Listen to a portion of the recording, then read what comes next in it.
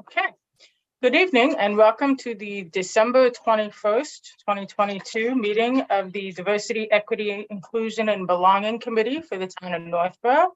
My name is Becca Meekins. I'm the Assistant Town Administrator for the Town of Northborough. To start, I'm going to read a brief introduction regarding remote meetings. Pursuant to Chapter 20 of the Acts of 2021, an act relative to extending certain COVID-19 measures adopted during the state of emergency, signed into law June 16, 2021, this meeting will be conducted via remote participation. No in-person attendance by members of the public will be permitted. This meeting will be live streamed, but will have no option for public participation. To view or listen only, please visit the link on our agenda posted to the town's website. I'm going to briefly just do a quick roll call of members to ensure that everyone has connectivity and can hear. So like I said, my name is Becca Meekins. I'm the Assistant Town Administrator. We have Cynthia Moore. Thank you, Becca. Thank you. I just want to make sure that everyone can be heard. So when I call your name, just say I or hear. Ashish Verma. Hi. Hi, Ashish. Melissa. Here. Hi, Melissa. Deirdre. Hi. Miriam. Present. And Young. Hey, guys. Hi, Young. Okay, excellent. So I was hoping, just before we jump into the business, this is the first meeting of the newly created Diversity, Equity, Inclusion, and Belonging Committee of the Board of Selectmen. And I was hoping we could just go around briefly and introduce ourselves. I know for some of us, we probably haven't met everybody on the committee. I know this is, for some of you, it's their first time being on a local government board or committee. So we're really excited to have you. So like I said, my name is Becca. I participated in the temporary committee to make recommendations, and DEI is something that I'm very passionate about, both in my professional life and in my personal life. So I'm really excited that the board took our recommendation to create this permanent advisory committee, and I'm really excited about the work that this group is going to set out to do. So Cynthia. Hi, everyone. I'm Cynthia Moore. You can call me Cindy. Cynthia, doesn't matter. I've been in Northborough for the past 21 years, and I serve on two other town committees. And I also happen to be a special education advocate by profession, and an identified person with disabilities. And this work is important to me, both in terms of my own personal life and my professional life as well. And I'm pleased to meet you all. Thanks, Cynthia. Do you have a preference, Cindy, Cynthia? I don't actually. No? Everyone asks right. me. I respond to it all. I'm really flexible. Fair enough. Ashish. Hi, thank you for having me on the committee. This is my first time ever serving a local committee and at the town level.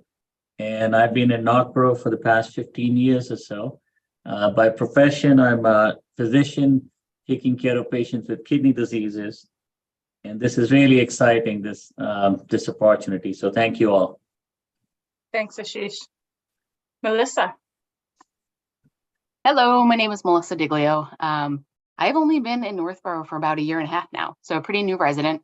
Professionally, I work for University Police Department, and it's part of the Division of Student Affairs. So I get to work heavily with the student community there, and a lot of that work has to do with equity and inclusion.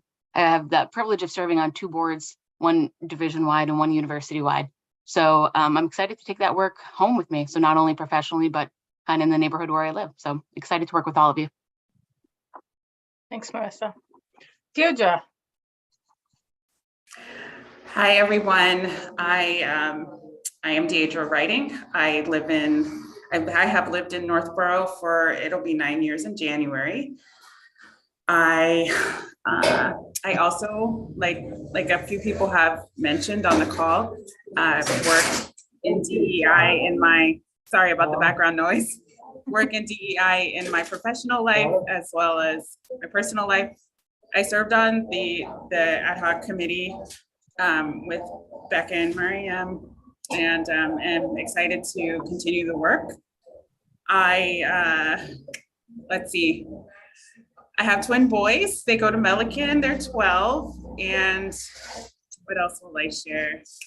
I'm also on the school district has a coalition for equity. So I serve on that committee as well. Miriam. Hi guys, I'm Mariam Ibrahimi. I grew up here in Northborough. I went to Milliken, I went to ARHS. I'm currently in my last year of undergrad. I am here at home. I served as a vice chair on the ad hoc committee with Becca and Deidre. I'm really excited about the work that we're going to do on this committee. Yeah, I also had a brief stint as running for school committee. So that's a little bit about me as well. Yeah, I'm excited. Thanks, Miriam. Young. Hi, everybody. My name is Yang. So it's very exciting for me to serve. This is also the first time I've been the committee member for the local town. I have been living in Northborough since 2015. I moved from China, Shanghai to US. This is my first location in United States. I love this town since then. I'm moving here, so I'm very happy, and I'm very, very excited to be, getting to know you guys more and working together, driving the diversity and equity, including everything. So professional-wise, I'm working for Microsoft, which is, I guess most of you know, the company have very strong diversity and inclusive as well. So I'm very excited to, help the local community more, to help the team, help the, the resident here. So looking forward to working with you guys more in the future. Thanks, Young. Yeah, that's all. Thank you. So I'm going to jump right into the next agenda item, which is election of officers. So typically each board or committee has a chair, a vice chair, and a secretary. The role of the chair is to run the meeting, to recognize speakers, call for votes, things of that nature. The chair would also set the agenda with the assistance of committee members and myself. The vice chair is essentially there to take the chair's place if the chair can't make a meeting, so being prepared to step in. And then the secretary is the record keeper, so takes notes, records votes, and drafts minutes. So I'm hoping that we have volunteers tonight who are interested in taking the 3 seats. It will be it'll be a vote of the committee. So it will be a motion will be made, it will be seconded, and then there'll be a roll call vote. All votes done on remote meetings have to be via roll call. So we'll actually call everybody's name. So just be prepared for that. So that being said, is there anybody that is interested in taking one of the positions, or does anybody have any questions about any of those roles?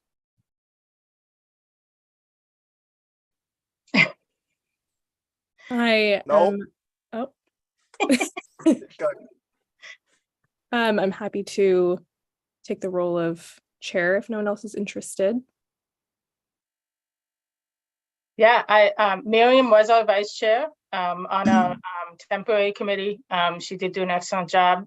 She did stand in for our chair on several occasions. So I will make a motion to appoint Miriam as the chair of the DEIB committee.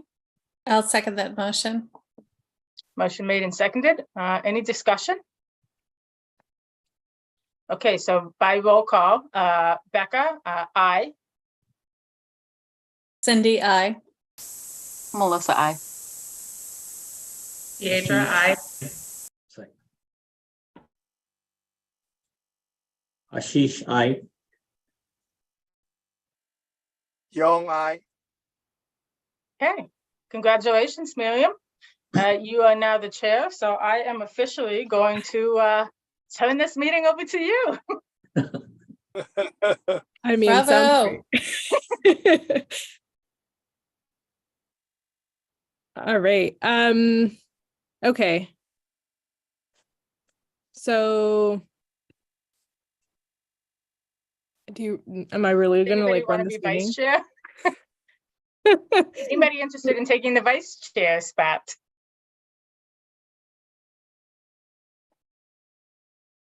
I guess someone has to stand up, so I'll volunteer. Ashish. Okay. So I'll make a motion that we appoint Ashish as the vice chair of the DEIB committee. I'll second the motion. Okay, Miriam, I. Becca, aye. Melissa, I. Cindy, I. Young, I. Deidre, I. Ashish, I. Right, congratulations. Thank you. We have our vice chair.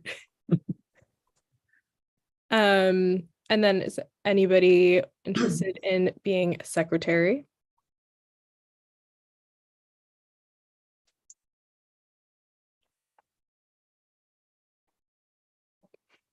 I am more than happy to do the meeting minute.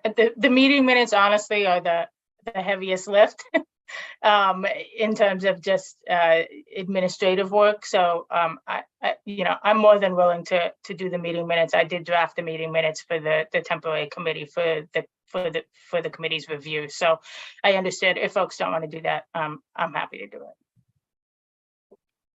Thank you. Thank you, Becca. Sure. All right, I'll second that motion. Or I'll, make a motion. I'll second it. There you go. I, says Cindy. Can't even say my own name. I, says Cindy. Miriam, Melissa, I. I. Sorry, Miriam, I. Young, I. Deidre, I. Ashish, I.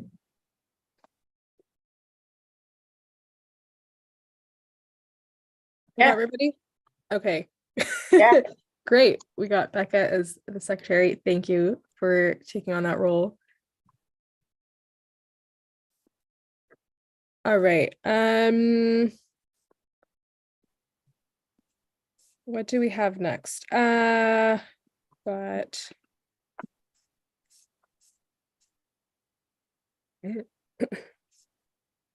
okay, so do we want to go through you talked a little bit about open meeting law, or no, you talked about how we can have this live.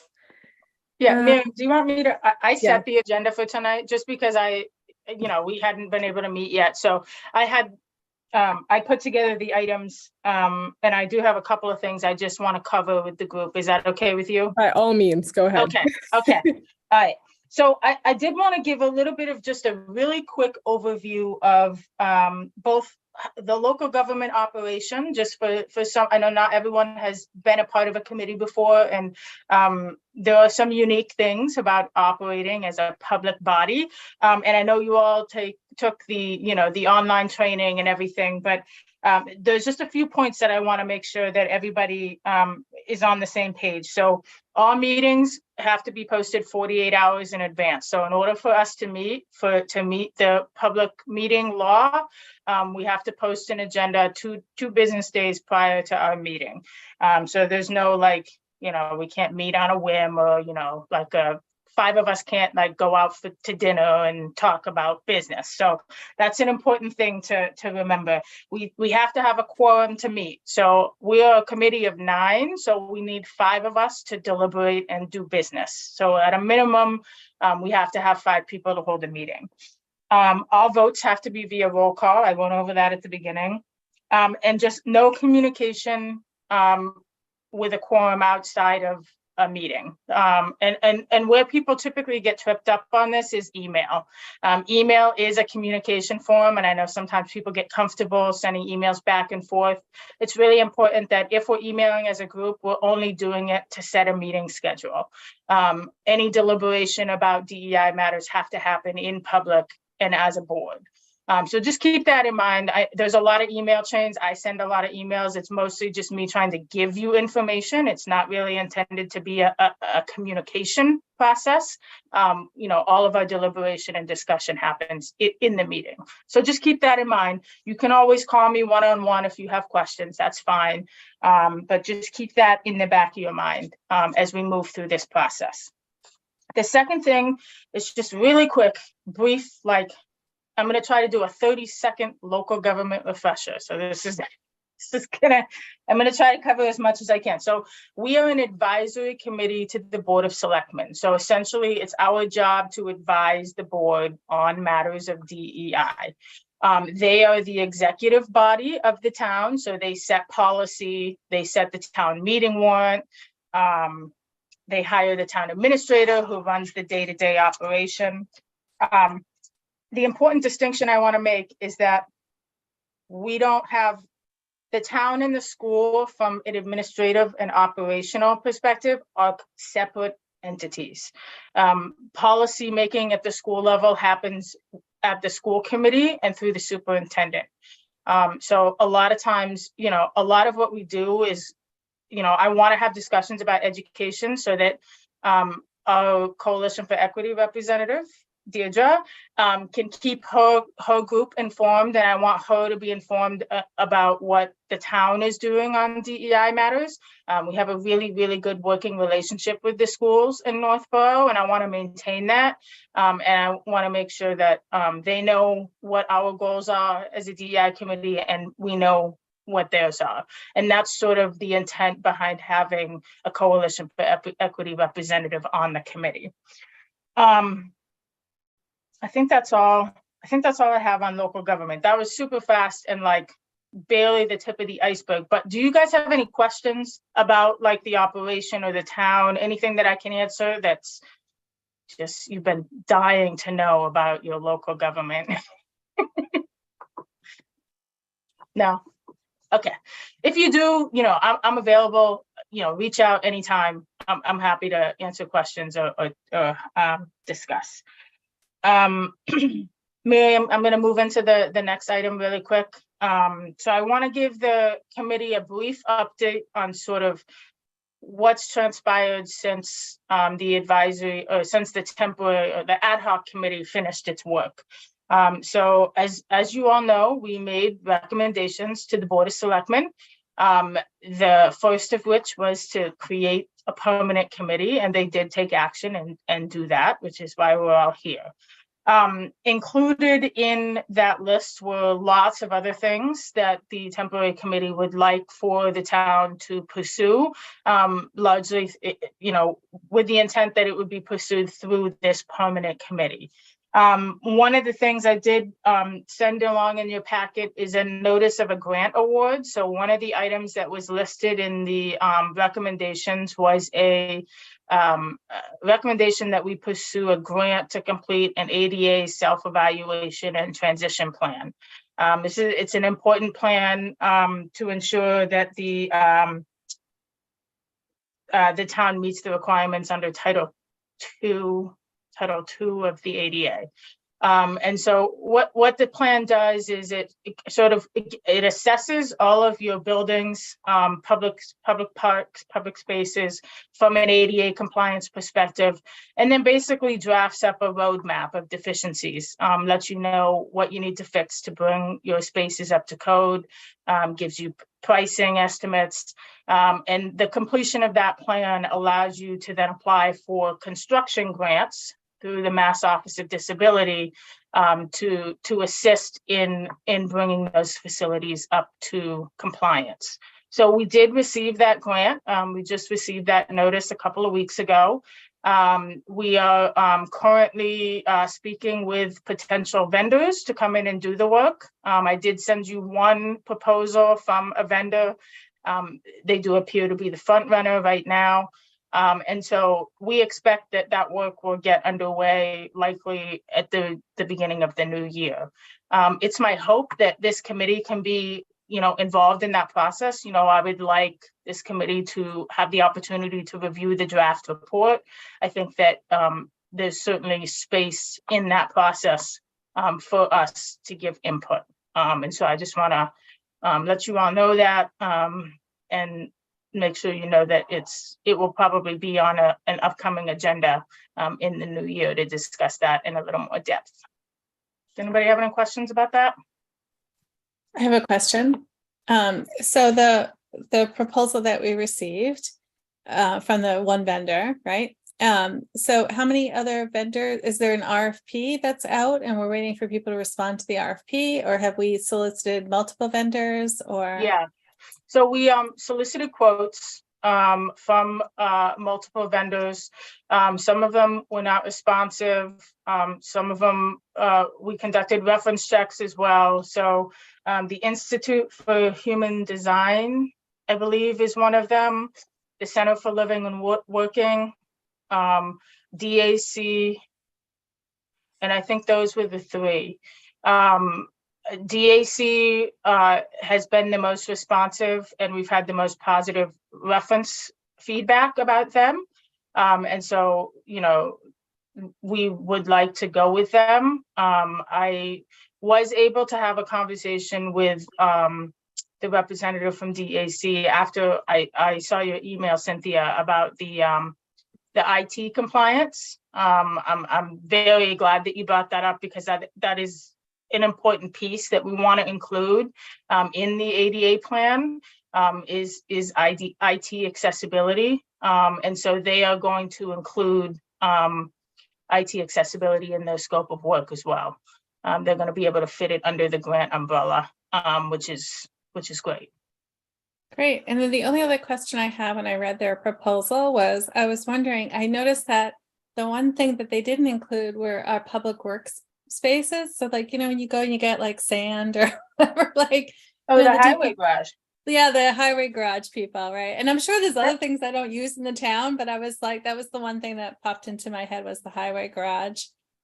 The only thing I can think is it's because it's not a publicly accessible building. Like members of the public don't use the highway garage, so we wouldn't, it's only used by staff. And the process of compliance for staff would be through an internal ADA request for accommodation, which we get all the time. But I don't know for sure, but I'm gonna guess that that's why the highway garage wasn't included.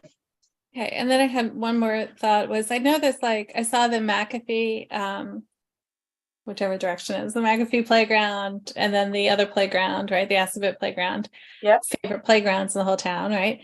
But the other playground I thought about was the one at the town hall, the playground that right behind the town hall, the little one off the parking lot, whatever that's called. Yeah, it's not a town-owned playground. Really? Yeah. I didn't know that. I don't know if it's owned by it might be owned by the housing authority.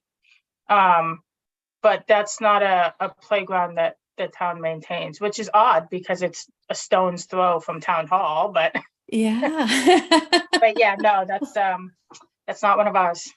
Okay. All right. Those are the questions I had. And then so it's for Title II is physical buildings, so not like trails or stuff like that, like just physical buildings. No, we did include, just physical buildings. We did include sidewalks. So there will be a review of accessible ramps throughout all of our sidewalks that we have in town to ensure that they're all wheelchair accessible. So that'll be included as part of the scope as well. But not trails or like open spaces, right? No. Okay. I just wanted to make sure I had the right scope in mind. Thank you. Yeah.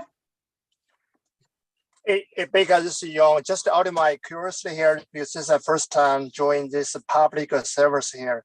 So like when I look at the DSA quotation, I think everything with the total cost for the proposal here, normally do they including the manpower, like how many hours they are going to spend on those evaluation? Just want to have idea like how those numbers come from. Yeah, I know. I don't know exactly how many hours they're planning to spend on site. Is that what you're asking, Yang?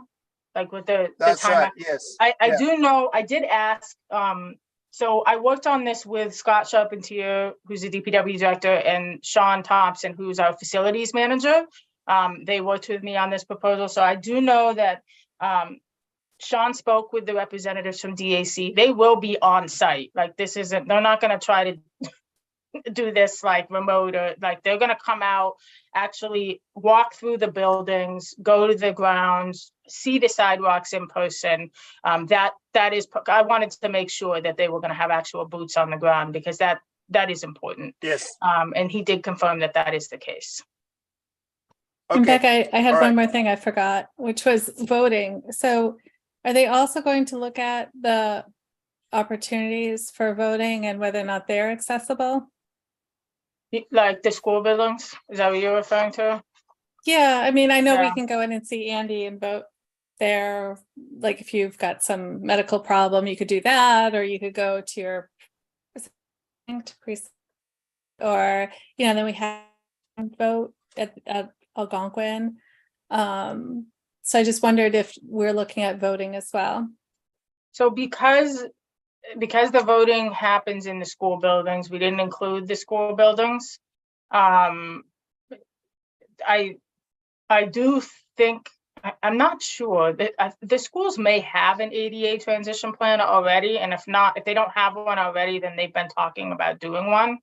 I can have a conversation with DAC to see if they're open to just going to the voting site, just to look at because I think the voting only happens like is it in the gym, or did they do it in I think they do it in the gym. So where I go, they do it in the gym. Yep. Yeah, So when I yeah. went to Milliken or Proctor or whatever, yep. And then Yeah. you have the town votes on the outside, right? Like outside at Algonquin. Yeah, so I mean, some like the early voting happens at town hall, so that'll be covered by the town hall. But I can let me have a conversation with DAC to see if they would. I would also need to speak with the schools to make sure that they are comfortable with us going into their buildings. And I don't, if they're already in process of pursuing a self-evaluation plan, or if they already have one, I don't want to like reinvent the wheel, or so, but I will certainly ask that question. That's a good question.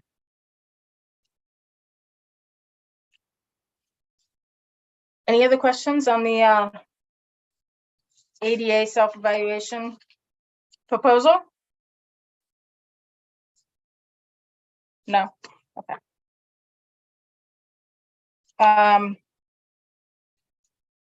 So the other two pieces of information I just wanted the committee to be aware of. So one of the things that was included in the original recommendations was a complete review of all the job descriptions in town to make sure that they meet up to compliance with respect to language. We did do a complete review of all job descriptions, classification of all positions. That was done last year. So that is complete, which is good. One thing we can check off the list. The second thing that I want this committee to be aware of is that Juneteenth has been included in contract negotiations, in settled contracts. That's not a secret. I'm not giving anything away. We've been very transparent about our intent to declare Juneteenth a holiday, both within our contracts and, as a town. That's something that we're committed to. So I just wanted to make the committee aware of that progress as well. And then the last thing, I'm almost done, Miriam, I'm almost done. The last thing I have is that a formal request was made to the Board of Selectmen for funding to complete a DEI strategic plan / audit, depending on how we decide we want to frame things up. So that was something that was included in the final recommendations. That request has been made. It has a placeholder on the capital plan in there's also a bug in the ear with respect to the ARPA process. I'm not really sure how the ARPA process is going to shake out yet, but just know that that request has been made. And at this point, we either will wait our turn essentially as part of the capital plan, or there's a slight possibility that we could get funded through the ARPA monies coming through. So as I get more information about that, I will certainly share it with the committee, definitely. And are there any questions about any of that? No? Okay. Miriam, if I may, I'm going to move on to the next agenda item. Okay. So the next thing tonight, I know tonight was hard for us to get together. Are you laughing at me, Deirdre? No, I'm sorry. I'm traveling and someone's trying to talk to me and Yeah, trying to get your attention. I really intended for tonight to really just be an opportunity for us to sort of get to know each other, meet each other, put names to faces, and for me to give you an update. I hope that at our next meeting, one of the things I want to make sure that everybody has had an opportunity to review the recommendations that were made. Read them, think about if there are things in there that you want to focus on. DEI is just like a really big concept to sort of wrap your arms around. It includes so many different things. We could dive down a rabbit hole about one tiny slice of the pie and spend a year just on that. You know, it's a lot, all encompassing. It impacts all walks of life. You know, from an intersectional perspective, it really touches everything that we do and see. So as you read through, you know, if there are particular things that you all have an interest in that you want us to pursue further, I'm not coming into this process with any like ideas or preconceived notions about what I, you know, think we should do. I really don't. I really want this to be like a natural process where we as a group sort of figure out where we go and what we think is best for the town. So I'm hoping that, you know, as you read the recommendations, think about the things that you want to focus on, and, you know, sort of what direction you would like to see the committee take in the upcoming year. There's no deadline, you know, it's not like the first committee where we had a hard deadline and we were just like, it felt like we were meeting every week there for a little while. So we were trying really hard just to pull lots of different things together and meet that deadline. For us, this is going to be more of, you know, I think it's going to be more of sort of like a see where it takes us. I don't want us to be a reactive committee. Like, I don't want us to only say things or meet when something happens because we feel like we have to. I want to have, you know, recurring goals, and I want us to be working towards things, you know, on a regular basis and be proactive. And so that's sort of my vision and what I would like to see from the committee. And, you know, I'm open to, you know, I want to hear what you all imagined this would be like and what your interests are. So I'm hoping, you know, maybe over the holidays, you can think about that a little bit more, and at our next meeting, come in with some ideas about, you know, what you'd like to see the committee take on next. And if that's part of the recommendations, if you want to look at them and say, I want to focus on this one thing, I want to figure out, you know, what does it take to change the recognition from Columbus Day to Indigenous Peoples Day? Like, what is that process? What does it take to go from Board of Selectmen to Select Board? You know, what's the legal process? What's the, you know, what's the voting process? What's the town meeting process? We can focus on those things if those are the things that you all think are important. And if there are other things that we just missed or didn't think of or have come up since the recommendations were made, I'm open to that too. I'm not, you know, we don't have to be married to the work that the prior committee did. I do want to keep it in the back of our minds as we move forward, because it was the impetus of which the board decided to create the permanent committee. So just want us to be aware of that. Does that make sense to everybody? Yeah. Anybody have any questions, or has anybody already thought about what they would like to see this committee do over the next 12 months? Or I would like to think more about it, but as you were talking, Becca, I was reminded of some of the things we really wanted to do more of or do as an ad hoc committee and didn't get a chance to, or we were in this kind of reactive mode. Some things that come to mind are putting out public statements and being able to do that quickly and having a process for that. I know we put out a couple, but they were always sort of like, well, who's going to write it? And we didn't have really a process or any kind of guidelines. The other thing was like town recognition of holidays and like how inclusive we're being. I know that was a really big discussion, and that we didn't have a calendar of holidays. And I know we have a Facebook page, and I think just the committee members had been posting. I know one of our committee members did a really good job pulling it together and doing regular posts, but I think those are at least some things that were kind of low hanging almost, that I'd love to see us continue and have a presence there.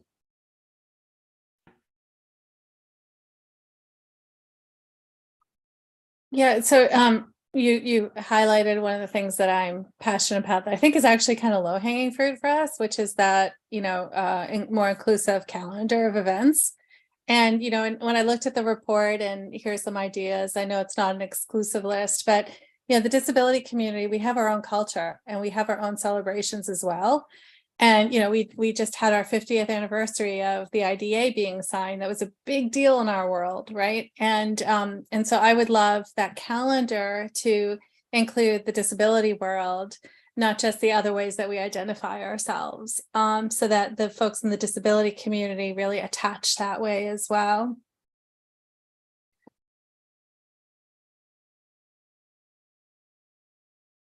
I think that kind of goes hand in hand with the public statements too, right? Because it feels kind of empty if you just say like, we're in support of something or we're against something, but you don't actually celebrate that same thing. Yeah. I agree. I'm glad you bring that up. There's so many areas that we could do better and that maybe we're not all aware of. But also I find myself like, whenever I post on the Facebook page, it's because I've seen something somewhere else. So I'm like, how can I get ahead of this? Like, we should have our own like set of things that we're for and want to promote and put out there. And wouldn't it be nice if that tied back into like the cultural community, the cultural, committee, Right. So we have something coming up and that's how we celebrate it. And,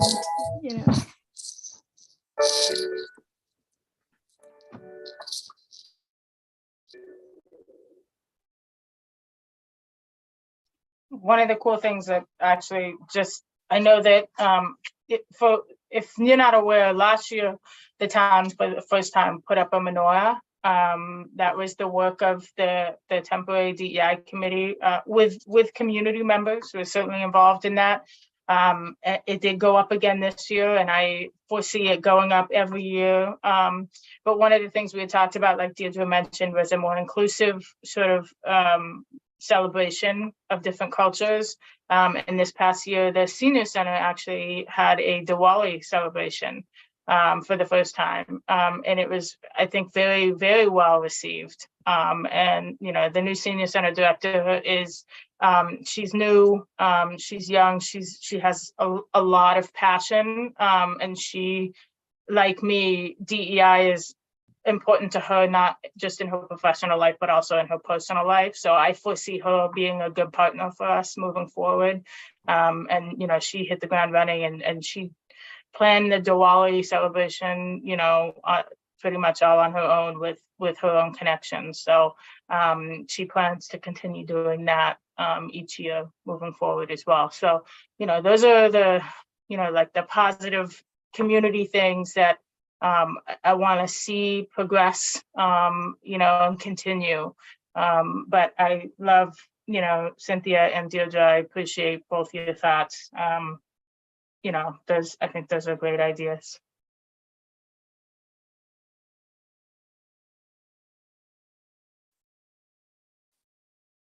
Anybody else? No? All right. So that's fine. Just think about it, over the holiday, think about it. Think about, if there are projects or, ideas that you have, come to the next meeting, prepared to talk about them. The last thing I have is a meeting schedule. So I would like to propose some possible dates. I'm hoping that people have their calendars out. I think the interview committee expressed to folks that this would likely be a monthly commitment. Is that, yeah, okay. And I hope that we can, I think monthly is reasonable. Obviously, if something happens, something comes up and we feel like we need to meet, we have that flexibility with the notice required under the law. But I would love if we could shoot for a recurring monthly meeting date. Right now, the challenge for us is scheduling the Zoom licenses. So all the committees that are meeting remotely, there's like a handful of licenses. And so there's a lot of shuffling of dates and times. But right now, the days that work the best for the licensing tend to be Wednesdays or Thursdays in the evening, of course. And it's looking like maybe the third or fourth Wednesday or Thursday in the month we could probably make work. So does anybody have any objections? I think the scholarship committee meets the fourth Wednesday of the month. Okay, fourth Wednesday. But I'm pretty sure I'm remembering that right. But I would love it if we were able to make the third Wednesday of the month available.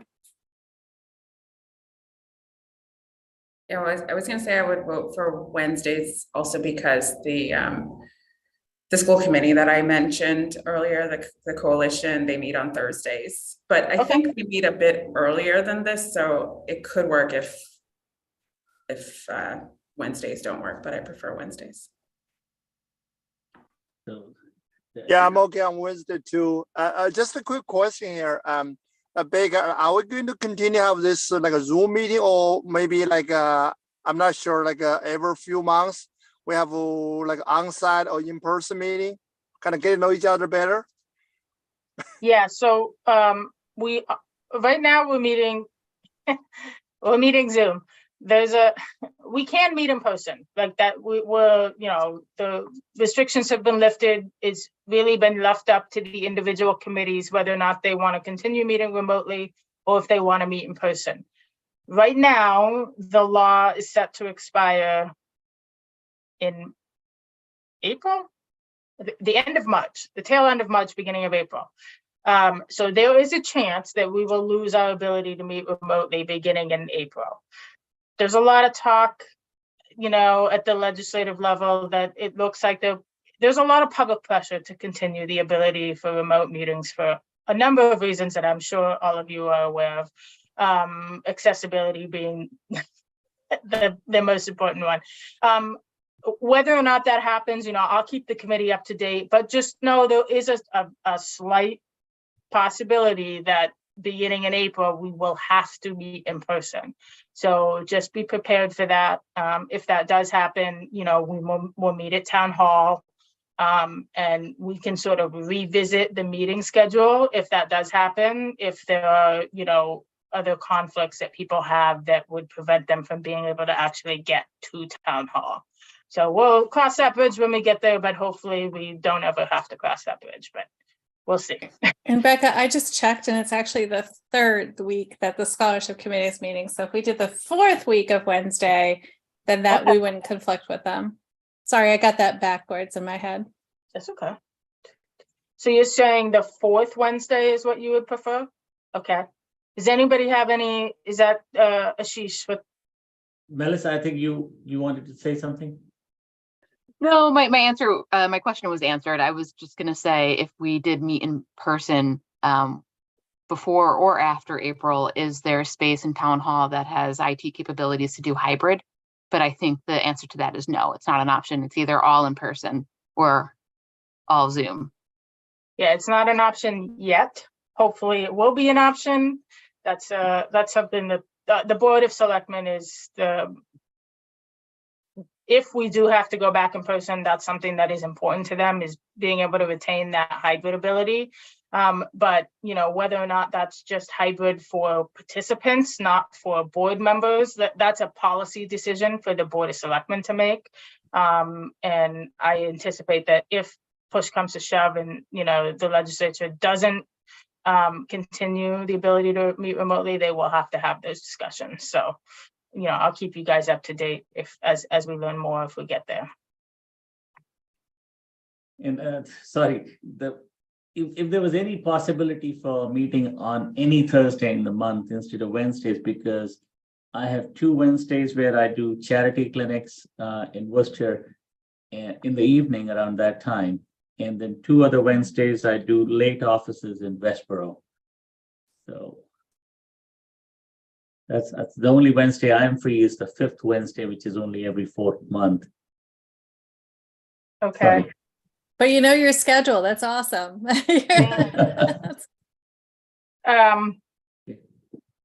We can look at Tuesday is not out of the question. It just may take a little bit of shuffling of licenses, but I may be able to make it work if people would prefer a Tuesday. I host webinars on Tuesdays. You do. Thursday is fine. And what about Thursday? Would Thursday work? Any other day of the week would work for me. I think a lot of people have conflict. How about this? I'm gonna, and I don't want to keep you all while we go through each other's calendars one by one. I'll put an email together with some dates. I'll send it out to the group, and I will try to piece together what works for folks, and I'll send out a note to you all with what works and what doesn't, and then we'll go from there. Does that work for folks? Okay. All right. I don't have anything else. Does anybody have anything else that they want to discuss tonight, or any questions, any more other burning questions about the town of Northborough, or you're wondering, I don't know. No? Okay. So for the next meeting, keep an eye out for an email. I would like to meet in January if possible. Miriam, I will communicate with you about setting an agenda. We'll connect before the meeting for sure. Sounds good. Okay. All Thank you right. all. Well, it was great to see you all virtually. And I wish you all a happy holiday, happy New Year. And I'll see you all in January. Thank you, and to all of you too. Thank you, Becca. Have a good holiday.